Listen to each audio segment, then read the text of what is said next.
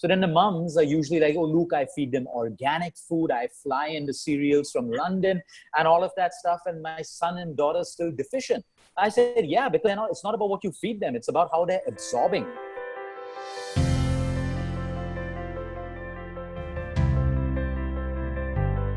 My thing is, when we were kids, we have to ask ourselves, always reflect, what is the food that your parents fed you? Were you sick? Were you depressed? Were you fat? Were you unhappy? All of that stuff.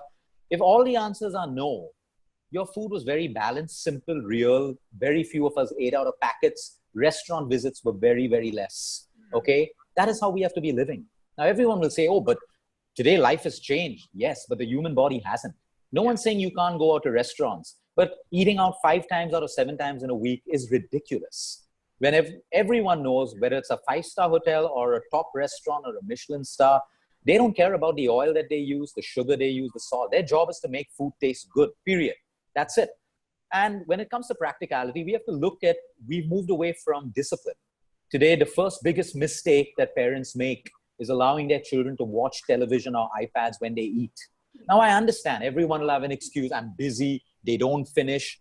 Then don't become a parent. It's as simple as that. Don't become a parent. If you're choosing to become a parent, do it the right way. Everyone has an excuse. No one cares if you're the CEO or whatever. You are the mother of your child. You are the father of your child. If you don't have that capability, don't have a child. Don't have a child. But the whole thing of the moment you give distraction to a child, that is way more entertaining than the food in their plate.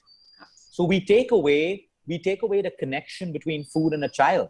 And then after a while, you will never be able to make them eat without distraction. Second, today it's scientifically proven when we are distracted and we're eating our meals, we don't absorb almost 80 to 90% of calcium and iron from our food because the human mind is distracted. We're in the sympathetic nervous system.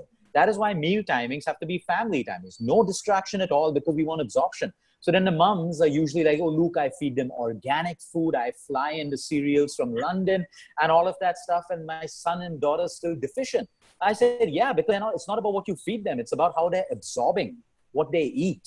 So I think, we have to get the discipline, and I say this always to a lot of upcoming moms who come to join us for their, planning of their babies. I ask them straight up, this is what it takes for you to be a good mom. Everyone thinks a good mom and a good dad is giving a little bit of time, a fancy house, fancy holidays. The child honestly doesn't want that. They want love. They want attention. They want a sense of security from their patients and stuff like that. So I tell them, I said, see, listen, this is what it really is. So when your child falls sick tomorrow, are you willing to make these changes?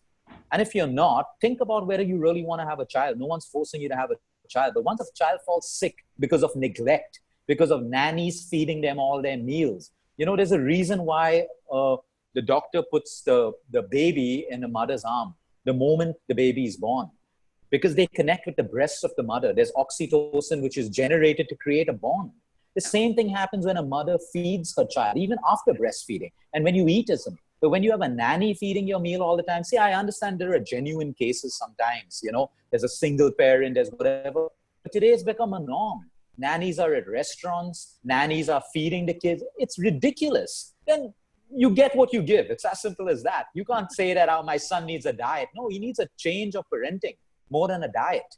So I think the first thing is distraction. 2 is understand if your child is fussy, and you run in to tell your chef all the time, oh, he doesn't want noodles, please make him something else. No, children will neglect what they don't like. And if you allow them, you give them more permission to do that. Fussy children have to learn how to eat. At the same time, don't force them because then they'll rebel against it. So all of us didn't like green beans when we were growing up. We didn't like certain vegetables. It's okay with your kids as well. They should see you eating it. Yes. And then you got to negotiate with them. You're not going to get TV time if you don't eat your food. It's as simple as that. So it comes down to discipline. That's the most practical advice I can give you because I'm telling you, thousands of moms come to us and their kids don't need diet plans. They need a whole change in their lifestyle and in the way their upbringing and everything else.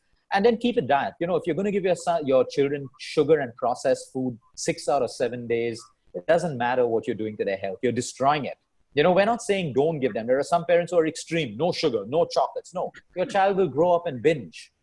Select a day, a treat day, where all of y'all in the family, Sunday we can go out, get an ice cream, a dessert, whatever we want, but we earn it through the week. We understand that this is not good for us, but we can have it in limitation. So we got to, train our children around this. We can't say Coke is bad for you, sugar is bad for you. Children don't understand that.